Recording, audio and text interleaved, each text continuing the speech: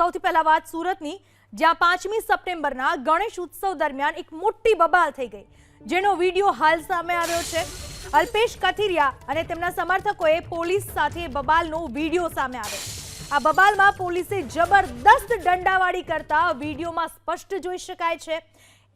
એક પાટીદાર યુવકોને પોલીસ બરોબરના પકડીને લાઠીઓ વરસાવતી વિડીયોમાં જોવા મળે છે। જો કે સૌથી મોટી વાત તો એ છે કે અલ્પેશ કથિરિયા સહિતના પાટીદાર યુવકોએ માર ખાધા બાદ પણ મૌન છે। લાઠીઓ વીંઝનારી ટીમ ઉત્તરાયણ પોલીસની હોય તેવા દ્રશ્યો રેકોર્ડ થયા છે। હાલ તો માર ખાઈને અલ્પેશ અને સમર્થકોનું મૌન વરાછાની જનતાને અકળાવી રહ્યું છે। અલ્પેશ કથિરિયા અને સુદામા ગ્રુપ વચ્ચે બબાલ બાદ વિવાદની ચર્ચા થઈ છે। આટલી મોટી બબાલ છતાં કોઈ વિરુદ્ધ નક્કર કાનૂની કાર્યવાહી થયાની કોઈ જાણકારી હજુ સુધી મળી નથી।